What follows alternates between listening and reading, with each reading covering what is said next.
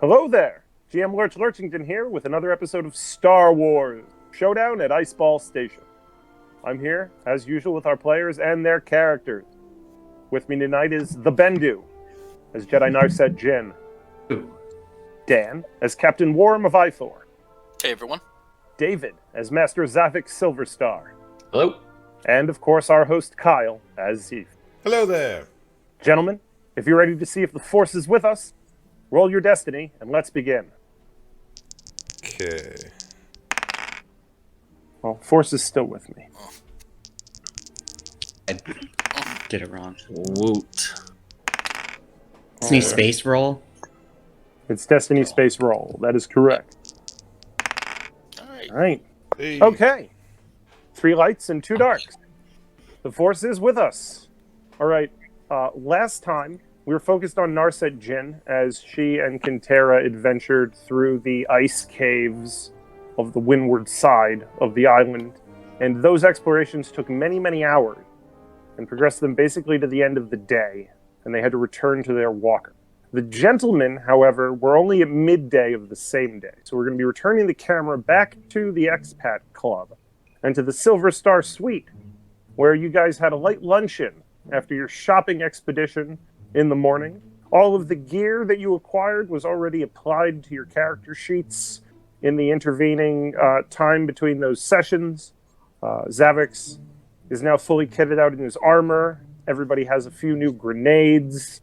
Stomper put a layaway order on a built-in rocket, like a micro rocket launching assemble for himself.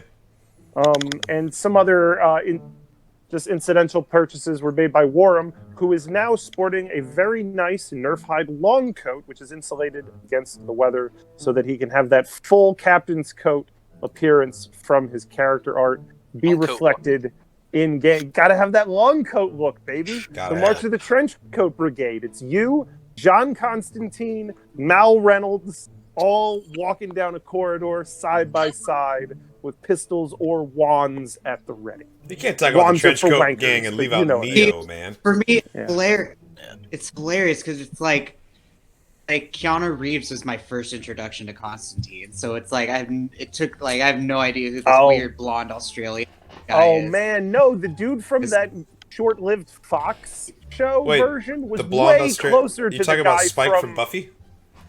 But that really quick Fox version that they had for like a minute or whatever that was on TV was way more accurate to the comics than the movie. But for all its differences, I still like the movie on its own as a movie, which I know might get me lynched by certain people. But I also like iRobot. Fuck it. So That's a great movie. And that I don't care. So I like far iRobot. from fucking Asimov's stories. I don't give a shit. It's a fun action movie that's smarter than most action movies because at least it tried, you know? I think that's fair. I'm not upset. Same with Constantine. Great casting. No, it's not that fucking Constantine, but it's not shitty. Constantine Corey so McCormick.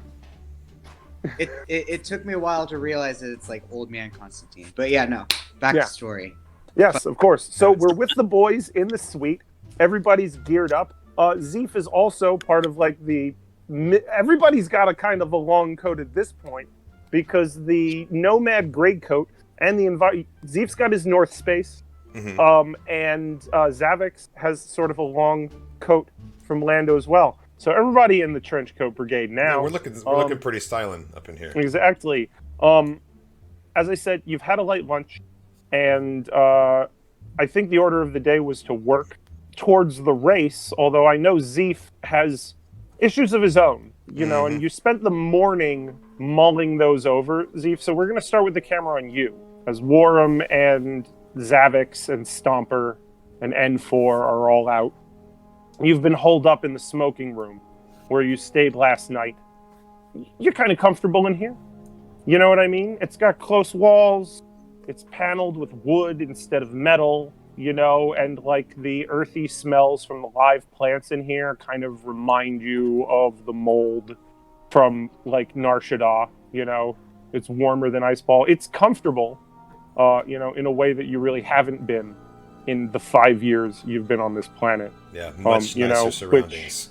Right, in the sort of way that Worram's been getting that feel of home, you didn't recognize it for that at all, because it's not, but like it's, racially, it's actually hospitable. Yeah, Mhm. it's like, I can it's been acknowledge that nice. it feels comfortable, but it doesn't give me any sort of nostalgia because I wasn't raised in an No, environment exactly. that was comfortable. Exactly, but all of your strain threshold and your wounds are fixed up, and you had the whole morning to yourself. Lovely. Okay. Shit went down yesterday with Dylon, and then more Dylon, and Gil, and the detective Gil. agency, and then out in the street, you're pretty sure you shot a stormtrooper before you got pulled into the speeder. That part's kind of But- hazy. You know, it was a guy.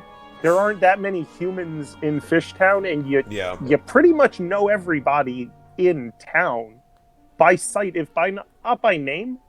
After 5 years, I mean, there's only 2,000 people. You've seen them all. Right. You know, and these were strangers. That could be a problem too. You've heard the guys that everybody's been back for about half an hour at this point, you know. So how are you feeling, Zeef? You tell me. I'll stop telling you. So Zeef obviously has a lot on his mind. All of the aforementioned struggles with Dylon, and then Gil, and then also his altercation out front of the bar, which he is just out front of the detective agency, which he's just kind of pushing from his mind. He doesn't have time to think about that right now. Zeef's got a bit more energy now because his surroundings are a bit more comfortable, and he has just compiled a list, like a huge pile of data pads, all the data pads in the entire quarters here. He's collected them all, got a big mountain of them, and each one has got a different list displaying on it. One of them has known drug users in the area. Another one has, like, leasing records of all of the different buildings in a certain section of Iceball. Like, he's been doing work trying to track down more information to help him with Dylon. He's just sort of tunnel visioned in on this, and he's poring over his schematics. Do you want to give me, please, will you give me a streetwise check of medium difficulty? And you're going to get a boost because, like you said, you've been spending the whole morning doing this, you know? And I have a you've... talent boost for underworld knowledge checks or streetwise. Okay, we can do, you know what, knowledge underworld, or right, that removes the setback. So cool is what that minus black is, to see if you've developed any additional information while you've been compiling this stuff. So you did not have any success, but there are a lot of advantages. So you feel like these lists should be pointing someplace. There's a big, you've got all your known users, your name's on that list, all of their local suppliers and that, and you know who the guy is up through the middle ranks of all of that on the local drug side, and all of that is up here on this side of the table. And all of here, you've been looking at the warehouses to see which ones are active and which ones aren't, which ones have been using for food production, which ones have been using for commercial, which ones have been staying vacant. You looked into the construction a little bit because you know they've set some kind of lab or habitat up in the bay, and that would take some doing. Who's got underwater construction equipment? You know, you've looked at in and out. If these guys got in on and off planet, frankly, not a lot of people come on and off planet, and they all come in up at the landing platform, which is mostly used to bring in freighters to offload clouds on. Everybody who lives in the city or in Fishtown, they don't go off planet. When Lando came, that was the first unscheduled arrival since the Remnant, who showed up 6 weeks ago and turned everybody on their head. You know what I mean? So you've even been able to track that back. But none of it has really pointed anywhere yet. You've got this big gap, blank space in the middle of the table where all of these lines should be pointing someplace, and you just don't know where. You know what I mean? Yeah. So you're going to have to go out and do more. You've got a ton of advantages, which you can use to get more detail if you want me to, you know, point you in specific places this way or that, or give you boosts, you know, further on. But, like, you don't have anything concrete without any of those successes, no matter how many advantages there are. But, like, you feel like it should be right there at the tip of your fingertips. And all you can think of is that it just doesn't add up without... That's why that blank is there. Because they shouldn't be able to get on world. And everybody in the city works for the huts. So all of those warehouses are being accounted for. So it doesn't make any criffing sense how this is even happening. Right. Without there being some part of this that you just... And you don't have... You don't make those leaps on your own. That's why you became a detective. Misa knowing that's something not where your smells stats stinko are. But right, Misa but just you're not going to not suss knowing it out. What. Yeah. Right, you have to go find it. You can't think of what a problem is. That's why you became a detective, because those logical leaps are just a little bit behind you, but you can put it together, man. So I'm going to hang on you to the feel advantages, real not good really about all this. do anything Absolutely. with them just yet. You've got about 3 blue dice worth of advantages sitting in front of you that you can pay That's not out too shabby. as it works. Xavix, Master Silverstar, you and Worram, as I said, had a light lunch that N4 brought out from the food prep area over there after you returned and got all your new gear set up to your liking. And Zeef is coming out to join you here in the suite. Hello, everybody. How was your trip out into the city? How are those bandages holding up, Zeef? Misa pretty tough. Feeling better already. Glad to hear it. Glad to see you're in a bit of a better mood than when we left you this morning. Yeah, Misa, sorry about that. Low blood sugar and all that. Misa spending too long out in the cold. Misa needing a nice warm rock. Yeah, but this is pretty nice in here. Kind of stretches out to show that he's very comfortable in the nice warm. Why haven't I been living in this hotel area for the last 5 years? Too bad I've been on the Huts payroll and not the expat payroll. Much nicer accommodations. Well, we got some good stuff. Got some resupplies, some new grenades and dim packs. I know after last night we'll be needing more of those. Zeef kind of gives Stomper a weird look, like, wait a second, Stomper. Didn't I send you out with a bunch of credits to do some shopping for me? Yeah. Thumbing a little button on my comm, like I'm like looking at my credit balance. I'm like, Stomper. Stomper gonks defensively and takes a couple of sideways waddles behind N4's legs. She puts a hand down on top of his chassis and turns her luminous photoreceptors towards you, Zeef, and says, Stomper was just ensuring that he can keep me as safe as possible. If I'm going to be heading out of the expat club, he needs to be responsible and keep me safe from droid snatchers. Zeef looks at Stomper just like this. And chooses to say nothing, just with an air of this again. Like, that gonk of mine. Stomper just like leans back slightly on top of his legs just so that he can like look down the length of his photoreceptor back at you. And he's like, don't say a word, Zeef. Don't say a word. Yes, everyone's back from shopping. Once you guys are settled in, and Zeef has caught up, stowed his new grenades, had his little bit of repartee with Stomper, N4 has interfaced with the terminal here in your suite and informs you that... Master Silverstar, you have a message from Captain Thude, part of the expat club. It's a message from the former starfighter captain who you spoke to about use of his ship by Worram in the Wraith. Thude is an older gentleman who is retired from a life of military service and starship dueling on the planet Adamar, here to the expat club, and apparently has a fighter that he can no longer fly because nerve damage that he suffered back during the Civil War has caused just tremors that can't be fixed. He said even if he got a cybernetic replacement, they couldn't say that without replacing his entire spine, they wouldn't be able to find the source of the tremor, and he wasn't going to give that up just so that he could fly. He has a fighter. He isn't using it. And his message says that, "Gentlemen, Captain Thude here, Master Silver Star, I see that you have your pilot with you, and I'd appreciate it if you would accompany me to my ship so that you can inspect it, and we can see if your pilot is going to fit the craft. I'd prefer to move it now, as the situation outside appears to be becoming untenuous.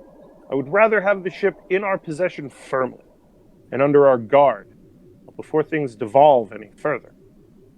I'll meet you downstairs in 10 minutes, and we can ride over to the tramway this afternoon." Just a clarification: is this a live message or? Yeah, yes. You said this is a message. It wasn't Message. right. Yes, no, it is a live communication. Oh, it's a live thing. Live Yeah. communique. Okay, I'm a little busy right now, but I can meet you there in a while. Very well. I'll be up at the landing platform. I would like to go and speak with the captain if you have nothing else for me, Zeef. Sounds good to Misa. Could use some fresh air, to be honest. Misa gonna join. All right. If you have nothing else, Master Jedi. No, I'm go actually and meet going the to rest up. I've got some strain that I'm still rocking. I need to rest up. So you guys did have time for a light meal. So if any of you guys want, either you can recover 5 strain that you got earlier today. Okay. Give you like a Zeef's short strain rest. is at 0, yes? Yes, it should be. Yes. Cool. Yeah. Because I spent the You whole spent the last entire morning. round. Xavix, Rest. or Xavix, that zeroes you out. Then do you want to come along? Yeah, if that's what I needed to do. I also need to drop off a few things too. Sure. Yeah, anything, inventory management, of course. You don't need to leave your base area carrying any more than you want your character to be, going out with. Drop off my climbing gear, and I might need my data pad. Okay, that's about it. I'm just going to drop off my climbing gear. Okay. It'll take off 1. All right, Okay. fair enough. If everyone is set up how they want, then we'll proceed. When you head back down to the main level of the club, you find that the first floor bar is again vacant of the remnant stormtroopers who've been off duty and hanging out there previously. Earlier this morning, they were doing some light punishment calisthenics out in the center of the compound. And when you head out through the lobby to the wide main stair to meet Mr. Thude and his associate, Mr. Rathamith, to take a car over to the gondola station, you see that the troops are no longer doing their calisthenics. They're apparently moved into a more proactive role. There was a light armored vehicle parked at the other side of the open part of the compound at the break in the wall. And you see some stormtroopers now in armor that are milling around there. This is bad bombing. There are a couple of stormtroopers similarly in armor standing at the bottom of the broad staircase of the expat club, and a few more over by the small private landing platform. The shuttles that they had landed there are no longer there. Don't know where they are at the moment. As you take all this in, one of the long expat club repulsor limo is pulling around to the front. Thude looks over to you and says, "You can see why I'd rather have my fighter under lock and key in our own hangar, Mr. Silver Star. It appears that the Remnant are growing impatient with your timetable. I don't know how you're going to put on a race in 4 days' time, frankly." Well, you're just going to have to see. Right. The car pulls up and takes you through town. You see another of these light armored vehicles is in the center square of town where the shops are, and some troops are going into the doors of the shops there in the center of town. You head past and through the pedestrians that are watching what's going on turn past the market and see a third vehicle that is parked just at the edge of town by Gaz's gear. And then you head out onto the highway that loops around towards the gas well. And there's about an hour drive out there till you get to the gondola. So you have time to discuss this change in the status quo as you head out of town, because the town wasn't full of stormtroopers this morning when you were shopping, and then you had a light lunch, and now you saw like 16 stormtroopers. You counted, Xavix, from when you got in the limo and to the point where you exited town. Well, I was going to say, I think Worram would be like, kind of talking with Captain Thude about the fighter or his ship, and like, you know, can you tell me about it? And he'd just be like interested in like, oh, you know, like what's the hyperdrive rating on that kind of thing, you know, just like talking shop, you know, with the fellow pilot. He actually seems reticent to talk to you initially, and he is phrasing his conversation through Xavix. He's trying to have a conversation with Xavix about his pilot that he has for the race, while you are like in the next seat. Oh, then I will literally just introduce you to Worram right there. He's like, yes, this is Worram. He's like, yes, excellent, good. You know, do you know if he's a good pilot, Mr. Silverstar? Oh, he's the best. Has he flown for you before? Yeah, a few times. All right, go ahead and give me that deception check, Zav. You know.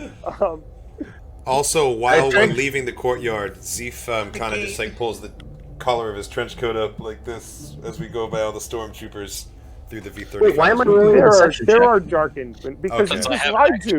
Worram has never flown for you ever. Yeah, he has. I don't know if he's a good pilot at all. He's driven. No, absolutely. He's driven this little land speeder thing.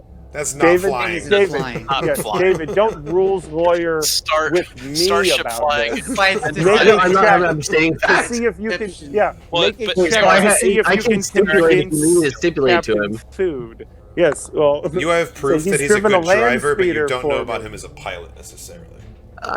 He's driven a land speeder through town for me several a time in the 2 days I have known him. Is a different statement from, oh, he's your pilot? Yes. Is he a good pilot? Absolutely. Has he flown for you before? Plenty of time. Those are two completely different statements, and you're going to have to make a deception check. That's what I'm saying, man. That's what the deception skill is for. You have the bluffing power from Hintaro. You can absolutely deceive this guy. I will end him if he hurts us. Anyway, go ahead. What's he's not going to hurt you. He's just going to call you out on bullshit. Think about Watto. This guy wants difficulty on it. What is the difficulty on it? Club want you to be their hero. What's the difficulty? Thinking if they call me out on lying, I'll end. No, I can hear you. What's the difficulty on it? I'm looking right now. It's evolved into a conversation about something else first. Give me just a moment. Captain Thude is going to be like, you're lying, and Xavix is just going to stab him with the fucking... and then the game goes about to stab that old and then he'd be like, hey, Worram, we got a new speeder. Like, we got a shot. Try me again. That's, pull the other one. It's got bells just on. Fucking neck choke this. It's going to be 3 purple dice, okay? 3 purple dice is the difficulty for you to lie to this man who wants to give you a starfighter about whether you actually know that the guy who's a pilot... Okay, so he doesn't believe you. And 4th threat. No despair, though. He's like, so he asked if you've known this guy and if he's piloted for you before, and you bold-facedly lie about it. And he just looks at you and he's like, son, I've seen this hammerhead of yours. He's lived on Iceball for the last, let's call it 6 months. Maybe a little longer for that. I don't have the best memory for species. But he's certainly been around longer than you have, who showed up 2 days ago in Lando Calrissian's Star Cruiser. So I'm going to ask you the question again, and you can answer honestly this time, or you can find a different starfighter for your race. That's fine by me, but not very good for you. So at this point, I'm going to say that Worram kind of puts a hand up like to kind of interrupt Xavix and says, "I appreciate your confidence, Master Xavix, but I can speak for myself. I've been flying starships for 25 years, and I've been through numerous tricky circumstances, including the fall of Ithor itself, which was a pretty hairy battle. I can fly your ship." Right. You're going to get a boost, but you have to use negotiation instead of charm because he's not disposed to being charmed until you've brought him around. You know what I mean? You got to prove you're a good alien first before he's going to treat you like a person, unfortunately. But it's only going to be 3 purple worth of difficulty. Right. He narrows his eyes at the boldness of you interrupting this conversation between human and near human. But your words more than show, the seriousness with which you're taking this. And the CV, he has no reason to doubt it. You know what I mean? He looks in the rear view and sort of scans you up and down briefly and goes, "All right, I suppose you'll do. I'll show you the ship when we get up there. If it's honest, I'd rather you just get to look at it yourself, frankly. You guys are going to have to make a social check to pull out of him more details." No, it's fine. He's got a whole deal. He doesn't want to talk about his idle conversation, but it sounds like he's not very... situation. Sounds like he's a xenophobic kind of guy.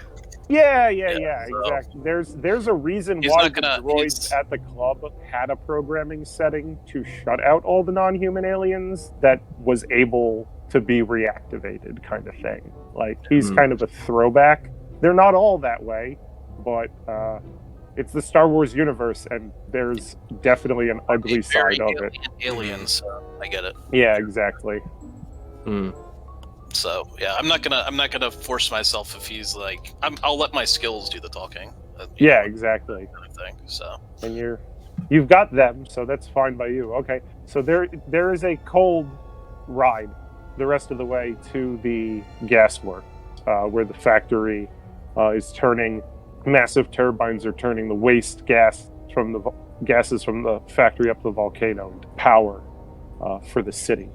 The repulsor limo leaves you at the gondola station, and there is a long, cold ride on the gondola out to the landing platform. It's about twice as far as the trip that you took up the side of the mountain with Narset and Rathamith the other day, Xavix. Worram, you've taken this trip a couple of times to see the Leaf until finally your backlog of docking fees built up enough that you no longer had access to the ship at all. And Zeef, unless you've really had reason to come out here for a case or an investigation, you don't make the slog out here. The landing platform itself is a massive Durasteel sheet sticking out of the side of this island, built along a ridge, supported by enormous struts. I say sheet, but of course it's meters and meters thick, supporting shock absorbers and dampening devices and all sorts of techno wizardry. On top of this massive artificial landing platform that's been built into the side of the island, there is a control tower complex, some massive hangar bays, storage depots and warehouses, and enormous storage cylinders that are filled with the Clauson 36 that's being refined up at the volcano factory. All day and night, massive transport come in and out of this landing platform, roaring above Fishtown and disturbing everyone with their engine wash. They're being loaded up, and then they take off across the bay, dumping whatever waste they need to lighten their load on landing and takeoff right into the bay, bringing in the Ravnaks and generally adding to, the evolved ecosystem of Iceball in their own way. There is currently a green and yellow Sea Rock Gazanti transport up there at the landing platform as your gondola pulls in at the station. This is where you were not dropped off by Lando Calrissian when you opted instead to go directly to Fishtown, Xavix. And you're glad, because in the middle of the night, it would have been a long, strange trip on this gondola and then finding a ride into either the city or Fishtown. Certainly, the Force was with you when you chose to be dropped off right outside of Birdie's a few nights ago.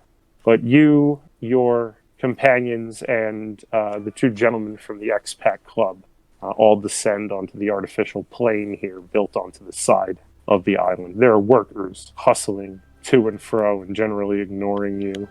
Worram, you see the hangar where your ship is locked up over past the Gazanti on the far side of the landing platform.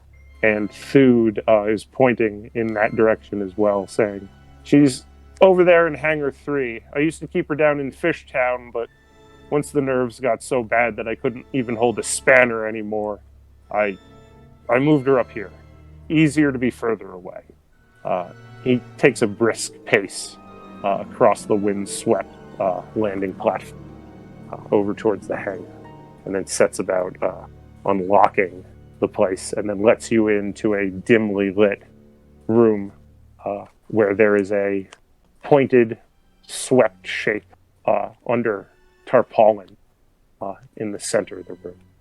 He doesn't go for it directly, and instead moves around and starts looking at a workbench built into one wall and starts organizing its tools offhandedly, just glancing at the ship out of the corner of his eye. It's covered right now, or? It is covered in its heart. Okay. Yes, which is pegged down. After a moment of inspecting his tools, he just starts speaking as if to himself. He goes, "She was a retirement gift, you understand. I'd frequented the club a lot during the war, and once things wound down and I was going to come here full time, Kolvar made a gift of her to me. The finances were a lot better back then, you see, and, well, I'd done quite a few good turns for the boys before my membership came to full fruition. They felt they owed me. She's beautiful, but I've never even taken her up once, you see. I even had to get someone to move her here for me." Worm walks over to the covered ship and says, "Do you mind if we take a look at her?" He turns to look at you out of one eye and nods, and then turns to look at his tool bench again. Worm gently lifts the cover off of the ship to take a look at what. From which angle are you approaching? You said it's tapered, right? So you can see that there's a nose, and you can see that there are wings.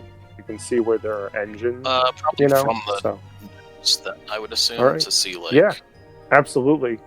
This is the sleek, pointed nose of a starfighter, which isn't immediately identifiable, although it's beautiful. Even from just the first hand's breadth of hull, you see that the paint job was done up in like a goldish brass that matches the inside of the expat club, but the underside of the ship is instead chromium laid.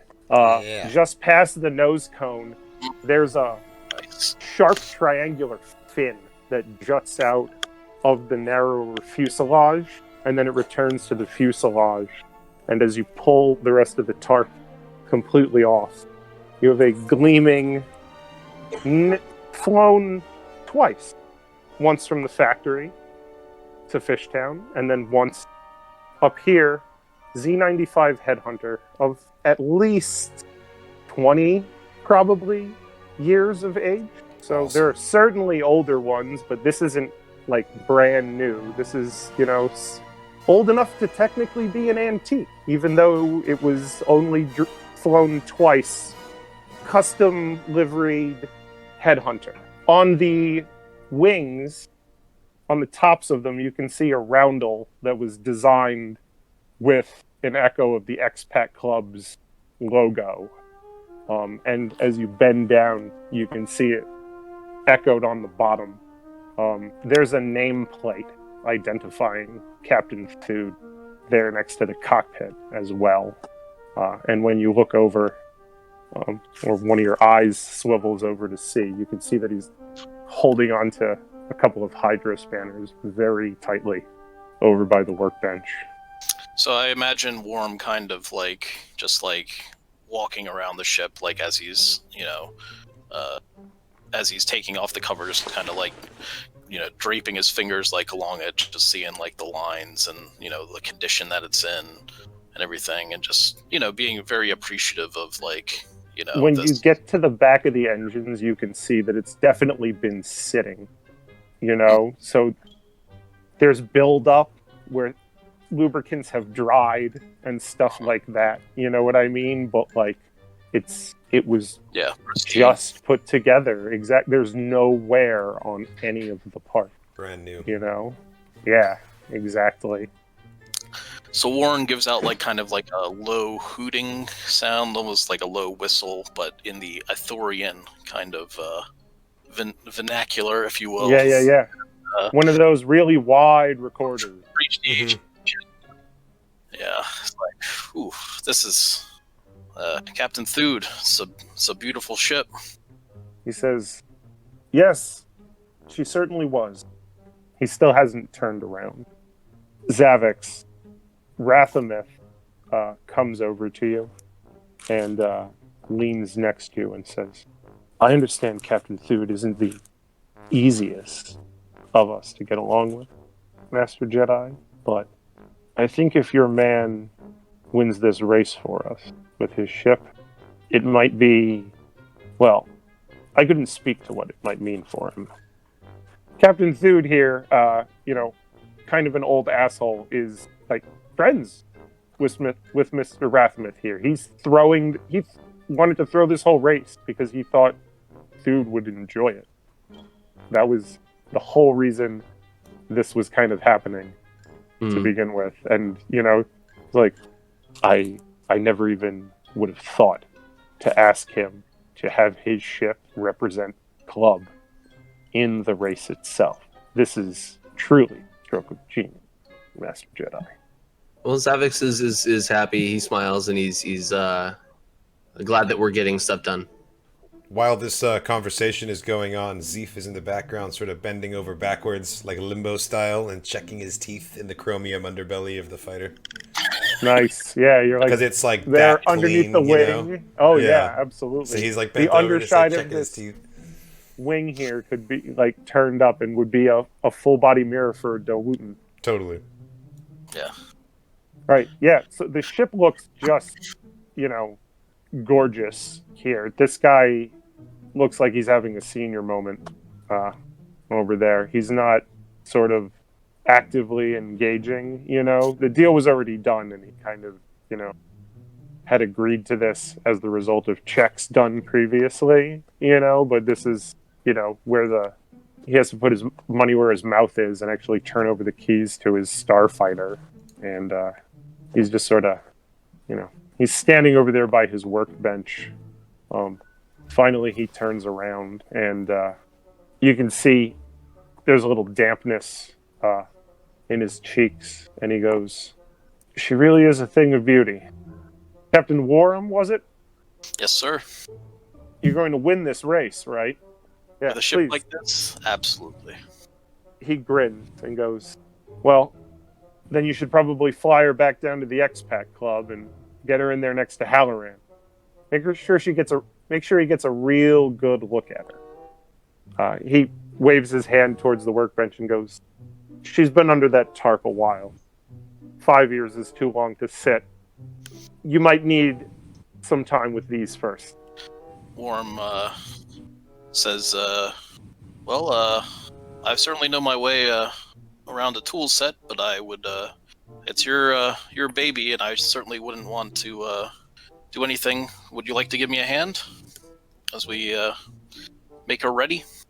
Go ahead and make a check, because he's kind of torn, and that's why he was trying to turn it over to you, So go ahead, make a check. It's going to be average difficulty, but there's a setback there because he's just got a hump.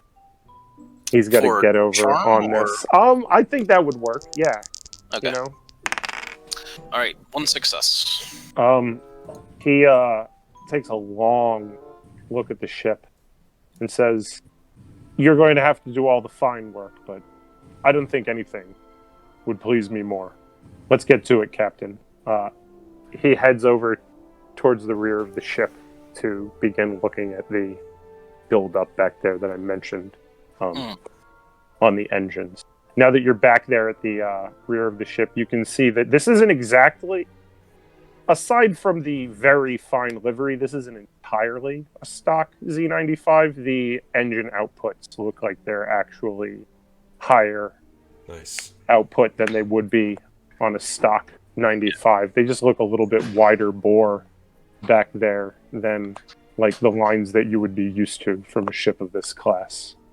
So Captain Thude and Worram are going to be occupied with that for probably, the rest of the afternoon.